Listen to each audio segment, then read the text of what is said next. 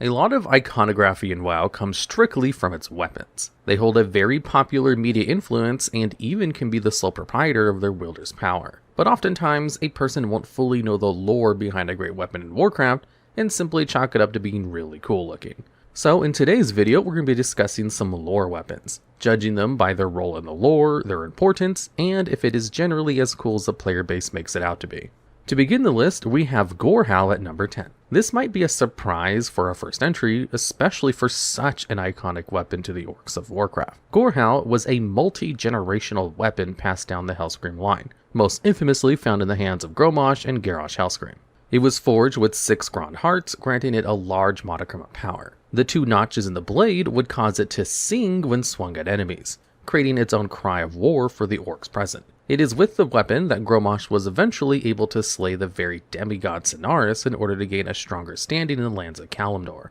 A large portion of that can be attributed to the Grond drinking the blood of Manaroth a second time, but the axe's power was still a present factor. It is also known to be a weapon that slew the very demon that corrupted the orcs in the first place, being Manaroth and all. It actually has happened twice with the same weapon, funny enough. The first in the original Warcraft 3 cinematic, and again in the Warlords of Draenor cinematic.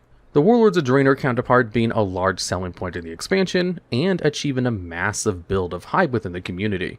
With Grom's death in the original Warcraft franchise, it wasn't until just before the Cataclysm expansion it was bestowed to everyone's war chief who did nothing wrong, Garrosh. In Mist of Pandaria, Gorehowl was transformed into a much more corrupted version following Garrosh's reveal of his keeping of the heart of Y'Shaarj. Well, kinda. The axe still existed and was discarded just before the Shah Pride encounter in the Siege of Orgrimmar, but the power of the old god had bestowed Garrosh with a twisted copy. In Warlords of Draenor, it's where this weapon really took off in popularity amongst the community. We already mentioned its usage in the WoD cinematic itself, but it was the sole weapon for Garrosh once again up until his defeat in Dagran. So once again, this weapon shows up in a duel.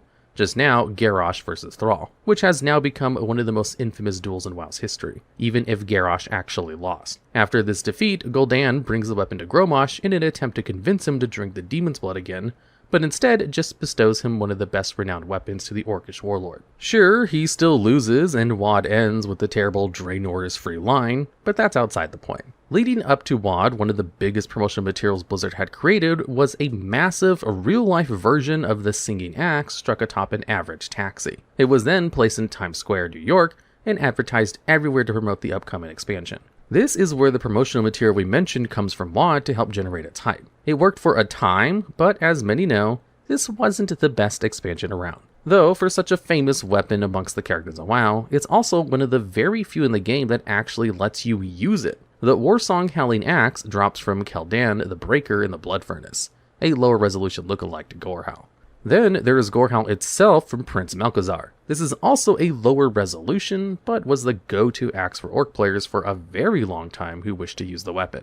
It wasn't until Dragonflight that the proper remade Gorehowl from WoD was made usable via the Dawn of the Infinites dungeon time-lost battlefield encounter.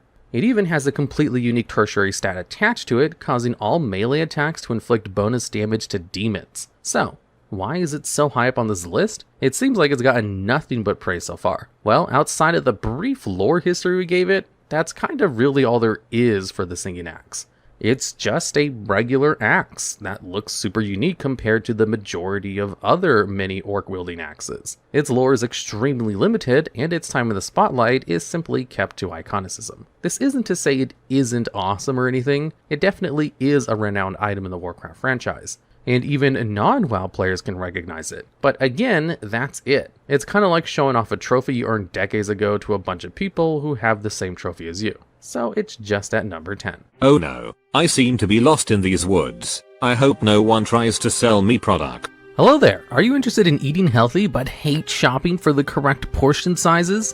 They say breakfast is the most important meal of the day, and HelloFresh agrees. In fact, they're giving all subscribers free breakfast for life. Oh thank goodness. Can you tell me how to get back to the main road? Give HelloFresh a try and choose from 30 plus calorie smart and protein smart recipes each week. Packed with fresh ingredients, everything arrives pre-portioned and right at your doorstep for less hassle and more I just want to get home. That's why HelloFresh lets you easily customize your delivery from week to week. Mix and match lifestyle options to suit your needs like fit and wholesome, family friendly, quick and easy, vegetarian, and more. And everything can be tailored to your schedule by adjusting your delivery date, and even skipping a week that you're not able to cook at home. As the seasons change, so do their seasonal menus, which highlight peak ingredients and flavors of every season, pumpkin spice included. I was out here to bury a body.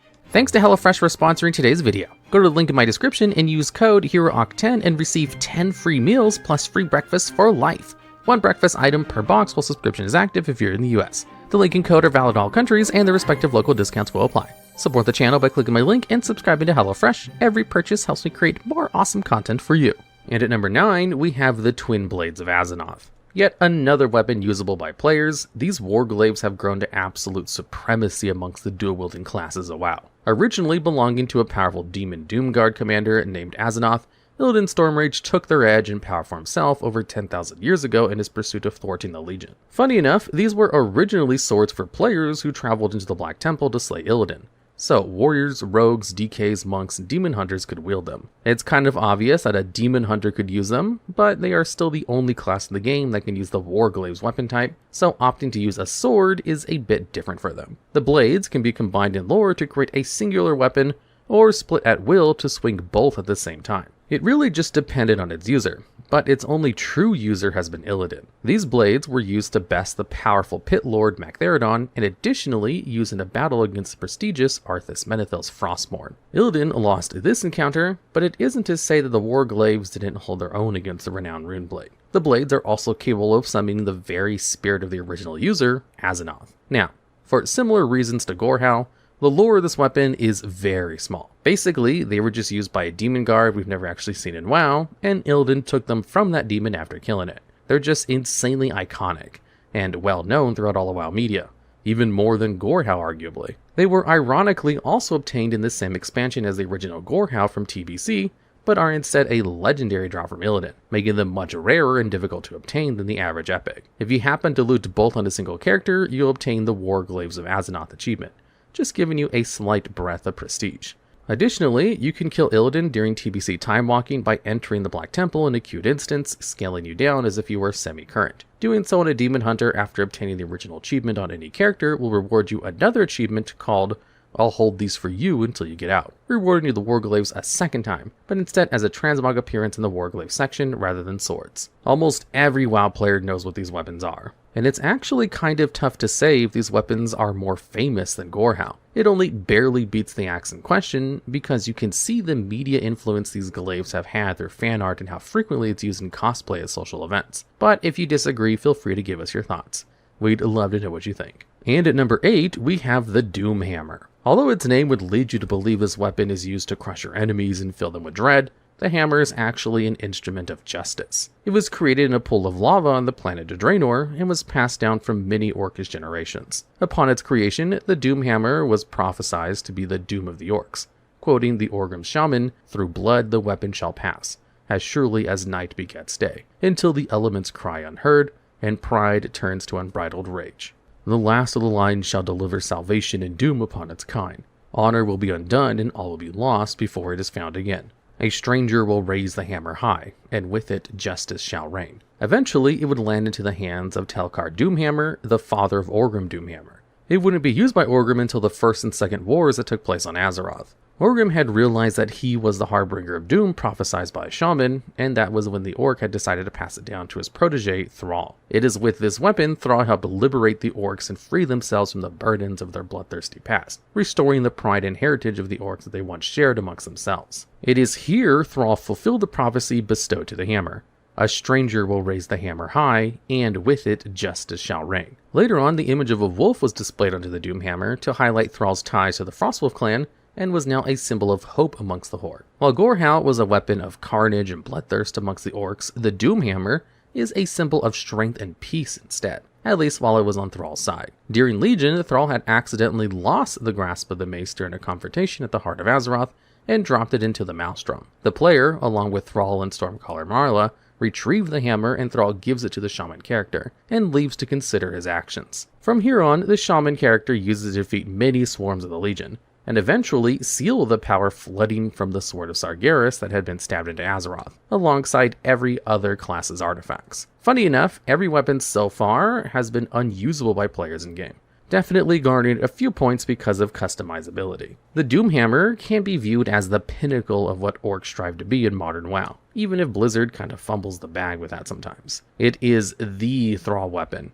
and while many people can recognize Thrall with Duratan's axe and more modern material, we all know him for the shaman he used to be. And at number 7, we have the Axe of Cenarius. This isn't technically its official name, and has sometimes been referred to as Brox's axe. This two-handed wooden axe was crafted by Malfurion Stormrage under the gaze of Cenarius. It was given specifically to the famous orc Broxagar, brother of Varrock Sourfang. The axe was described to be like an extension of the arm rather than a weapon, and was as light as a feather, yet still held the strength and edge above any other axe. Broxagar being present in the War of the Ancients in itself was a mistake by a temporal anomaly which sent him back in time, making him the only living orc on Azeroth when it occurred. The War of the Ancients was a massive war that dealt in the wild gods of Azeroth and a rebel force of night elves opposing Najara in the Legion. During this war, Broxagar used the axe against hordes of demons and slaughtered literally thousands of them with its hand. His rampages aptly gave him the nickname Broxagar the Red, as when the fighting was done, his entire body would be covered in the blood of demons. Broxagar's carnage never seemed to halt with this weapon in hand, and towards the end of the war, Broxagar drove it into the Well of Eternity, which was being used as a gateway to bring the Dark Titan Sargeras into Azeroth. At this point, Broxagar ended up on the homeworld of the Legion, Argus, and went on such an insane killing spree that it drew the very attention of Sargeras himself. Because of this distraction the orc had created, the rebellion on the other side of the portal was able to close the connection that would have allowed Sargeras to cross into Azeroth. This single sacrifice of Broxagar literally saved the entire planet thousands of years before it would be threatened again by the Legion, and if he wasn't cool enough, this very axe, alongside Broxagar, is one of the only two known things in the entire game to ever leave a wound on Sargeras, the other being Todanar the Indomitable, the king of the Aldrachi on a distant planet that was destroyed by the Legion. If it were not for this one axe and one orc, Azeroth as we know it would likely have met a fate similar to Argus, drained of its power entirely and its people either enslaved or killed on a global scale. Miraculously, the axe made it back to Azeroth for reasons unexplained by Blizzard, and was given to Thrall by Corialstraz in the guise of an elder orc, telling Thrall the tale of Broxagar. It eventually was gifted to Brox's half-niece, Thura, who even now continues to use the weapon. But speaking of weapons capable of killing tons of things at a time, at number 6 we have the Ashbringer. This legendary sword was created by King Magni Bronzebeard prior to his connections as the Speaker of Azeroth.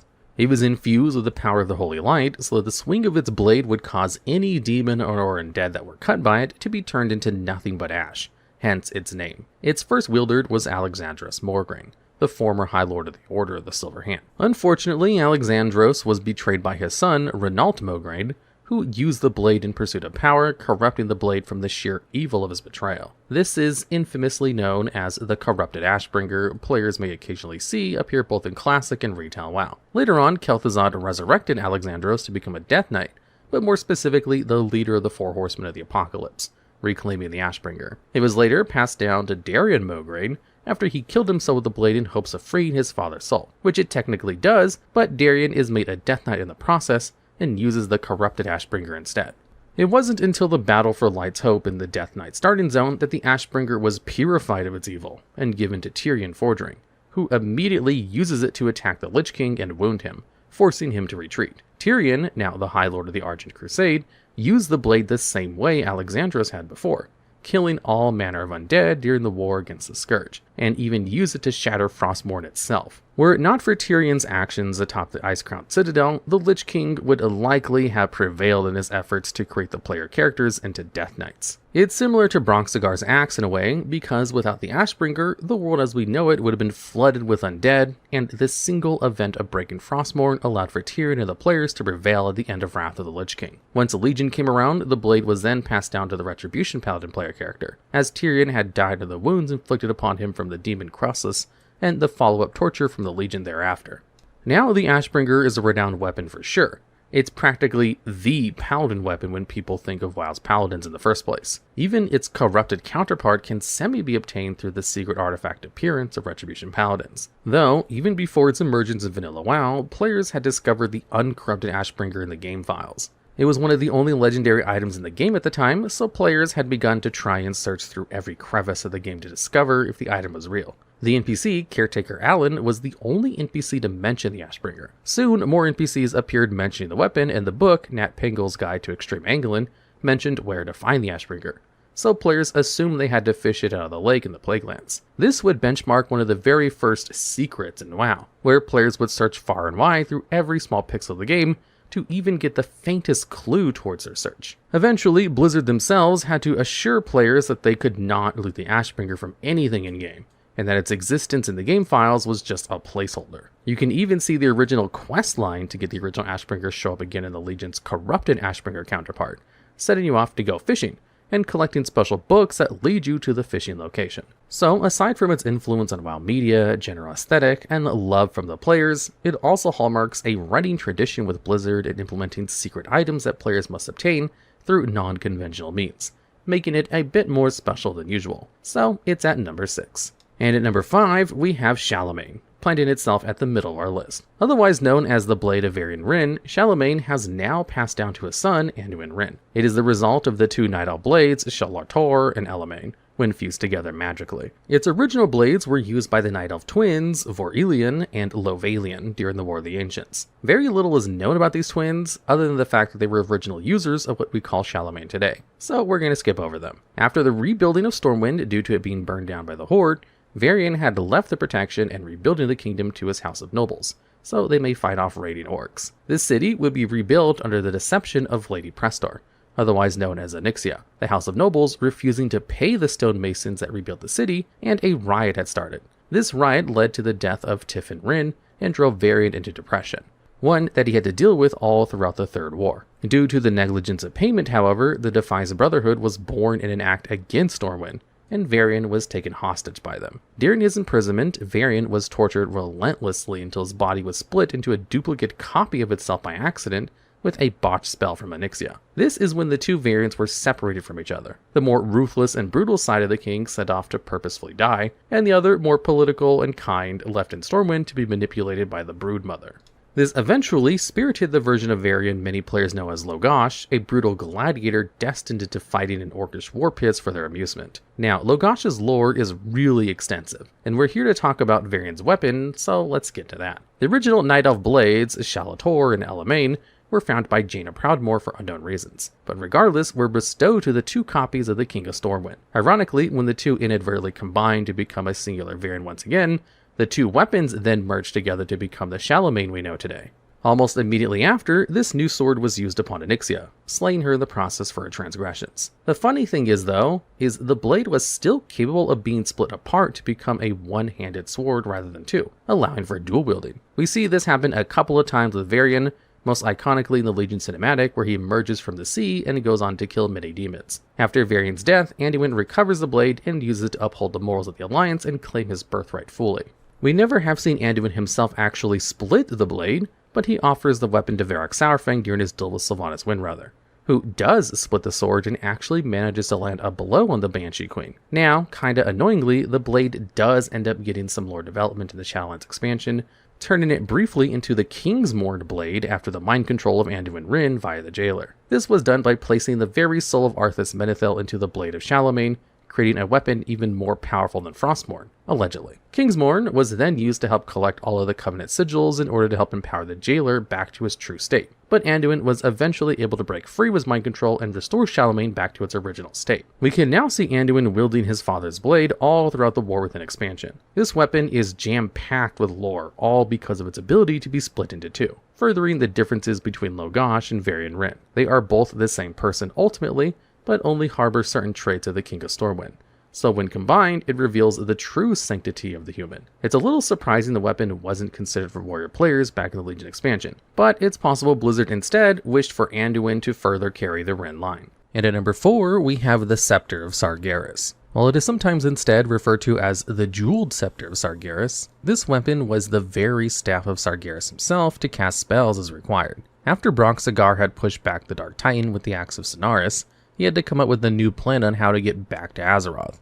He knew now that a standard portal or gateway wouldn't suffice due to the forces of Azeroth now knowing what the Well of Eternity was being used for. So his strategy changed and he ordered his Eridar to create a staff that could forcibly tear apart rifts between worlds for a brief period of time, or at least long enough to allow portions of souls through to create an avatar of his might. It aided in carving a path for Sargeras to arrive, but the sheer power of this artifact threatened to collapse the very physical universe itself.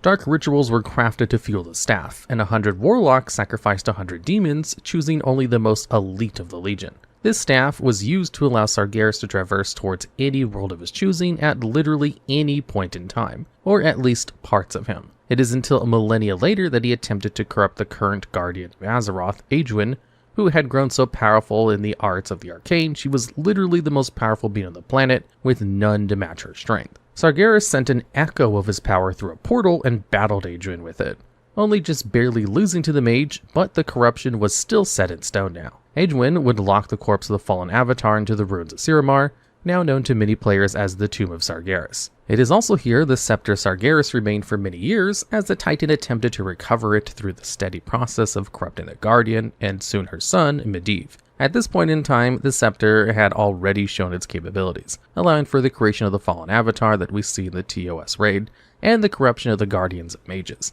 thus ending the line permanently to no longer allow the sea to take root. If it were not for this staff, we never would have had the raid as a whole. Really, as previously the temple was a place of worship for the Night Elves. Before the events of WoW, Ner'zhul managed to collect the staff, and it is then brought back to him in Draenor. At this point, the Horde had been beaten back into the Dark Portal, and rather than rebuild the portal, Ner'zhul decided to create new portals all throughout Draenor to conquer multiple worlds across the universe.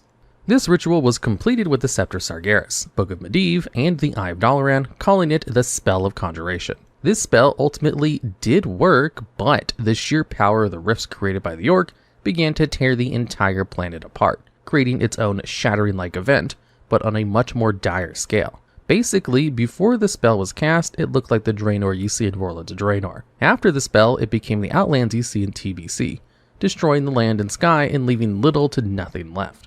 Eventually, the artifact would return in the Legion expansion, where it would be given to the Destruction Warlock player character. This means the Destro Warlock character is literally wielding a weapon of such mass destruction, it allowed for a portion of Sargeras to flood Azeroth and completely obliterated Draenor. And its in-game use is to summon dimensional rifts that shoot out portals of the Warlock's target. Definitely could have been a bit cooler the gameplay side of things, but the lore of this item is just stagnant. Without it, the Guardian never would have been corrupted, and who knows what better and more fortunate events could have transpired because of this. It's just kind of a shame that once the Legion ended, it was used to drain the power of Sargeras' sword, meaning its world-ending powers are never to be seen again, at least for now it seems. And at number 3, we have Xal'atath, Blade of the Black Empire. While technically the blade itself is using the name of the person that it's bound to, we still have to acknowledge that this dagger has been the direct cause of multiple events on Azeroth. Most importantly, what now spearheads the War Within expansion. Originally introduced in the Legion expansion for Shadow Priest, Xal'atath was a truly unknown but ancient being that predates the time of the Black Empire, a force of old gods so powerful it ruled nearly the entire planet of Azeroth. We do not know what or who bound the entity to the blade, but we do know of its wielders. Originally, it was found in the hands of a Zandalari troll named Xando, who was tricked by the dagger to reawaken an old god general named Kithix. This event would begin the many-year-long war called the Troll and Akir War, where the Akir had nearly brought the trolls to extinction. The blade would not reappear until it was given to Modgud, the wife of the sorcerer Thane Tharison. She would use his dagger in an attempt to gain dominion over the dwarven clans for Dark Iron superiority, but right up until the final moments, the blade vanished and left Modgud for dead. And finally, before the player character, it appeared before a human priest named Nadaline Sealing. She would hear the whispers of the Void from Xal'atath and eventually teach a group of priests the ways of the Void. Her followers, however, were convinced she was keeping secrets from them, and they murdered Nadaline in her sleep. The blade then disappeared once again.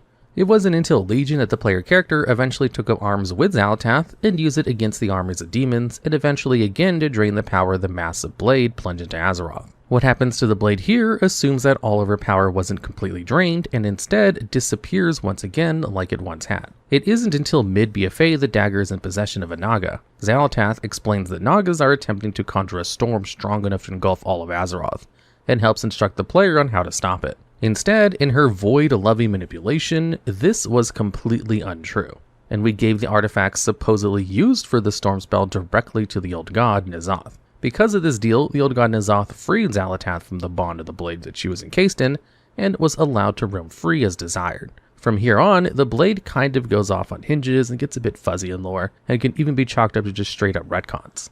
See, the blade itself no longer contains Xal'atath, sure, but it's still incredibly powerful.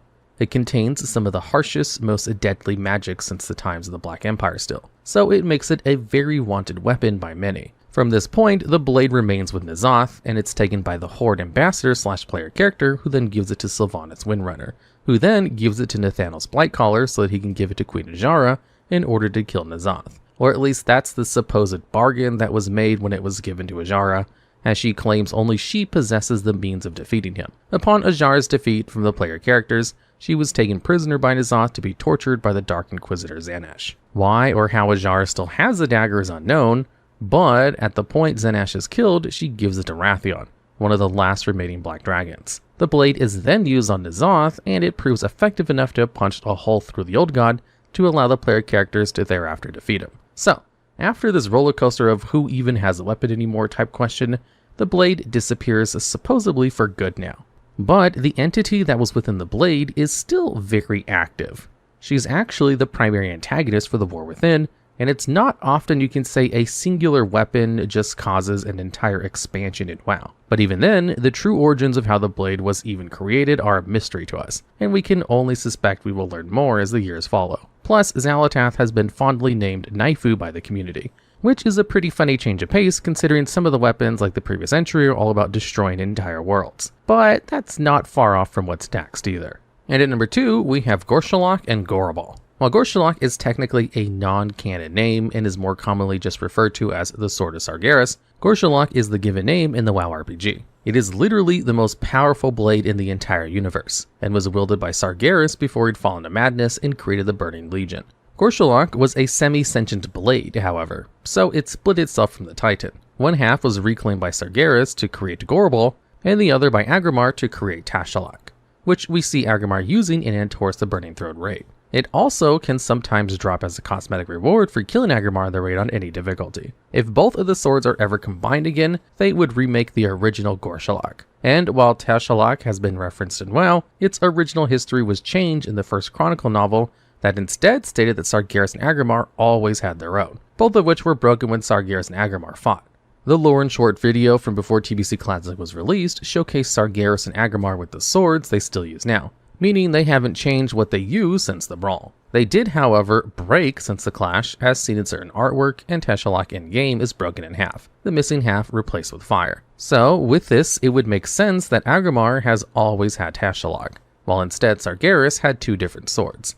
The massive runic blade he uses before his corruption, as pictured in Chronicles, where he cleaves a planet in two, which is likely Gorshalach, and the more demonic, jagged sword he's used since his corruption, possibly named Gorribal. It's more than likely the sword we see stuck in Azeroth is named Gorribal, because Deering there is a trinket named Gorshalach's legacy from the final encounter in Antor's the Burning Throne from Argosy and Manker, implying that Gorshalach does still exist in canon lore, but since it was mostly destroyed in the clash with Agrimar, Sargeras opts to use Gorribal more frequently. But Sargeras has been seen from time to time still using a broken blade, even being referenced in the War of the Ancients trilogy novel where Broxagar lands his blow upon the Dark Titan. The TLDR is that Gorshalach and Gorribal are the weapons of the Titan Sargeras, and they've been used in the past to just completely cleave planets and destroy them instantly. It takes the power of the Scepter of Sargeras and dwarfs it entirely, and there is literally nothing in the WoW universe that could match its power. The Sword of Sargeras, or likely Gorribal, now rests in the planet of Azeroth, and was the main plot point of the BFA expansion for wounding the planet itself. Even in the War Within, it's a focal point, as it's just sitting there birthed the what sword meme in the community. since we kinda did just leave it there. It's like if you had a huge tree branch stuck in your stomach for years and it just sat there and everybody forgot about it. It's certainly become incredibly iconic over the years, and the only temporary solution we could give to stem the pain Gorribal caused was to drain the power of every single class's artifact weapons, including things like Xal'atath and the Scepter of Sargeras, which were already planet-defying levels of dangers themselves. And at number 1, we have Frostmourne completing our list. It's hard to go anywhere in the space of Blizzard games without Frostmourne appearing somewhere. It is the sword of Blizzard, and is the centerpiece of their attention, even so many years after the retirement of the Lich King's character. Even since the original inception of the blade back in Warcraft 3, this sword has been the centerpiece of attention for easily Blizzard's most famous character, Arthas Menethil. In a pursuit to protect the people of Lordaeron from the undead, Arthas cursed himself with the demented blade of Frostmourne, turning him slowly into a Death Knight and removing his will from his own. The blade was capable of harvesting the souls of people it had slain, and with each soul, the more power it gained, leading the Lich King to become one of the most unstoppable forces Azeroth had ever seen. Eventually, he'd merge with Ner'zhul into the Lich King we know from Wrath of the Lich King, and it kicks off its event with a bang. From this CGI trailer, Wrath of the Lich King, merchandise, other Blizzard games, fan art, and more, Frostmourne is almost everywhere. Even people who don't play WoW or have never heard of it are likely to have seen the weapon at some point, either browsing online or coming across it in fan art, or in real life from skilled blacksmiths. Arthas himself is present in Heroes of the Storm, where players can use Frostmourne itself. There's a chipped version of Frostmourne available for Diablo 4 as a mount customization. Dozens upon dozens of Lich King related apparel, and more. And it's pretty easy to see why Blizzard would continue the ride of their golden character as long as possible, because the weapon is just that awesome. People have even gotten the weapon tattooed on their skin. Now that's commitment. Though this video is already super long, and getting into the nitty gritty lore of Arthas is a video on its own, so we hope you enjoyed and learned some more. Alright, and this completes our weapons list. Are there any other notable weapons you wish made this list? Or perhaps you just simply disagree with the placement of our list today? Be sure to let us know your thoughts down in the comments below, or even some ideas for future videos if you have any in mind you'd like to see.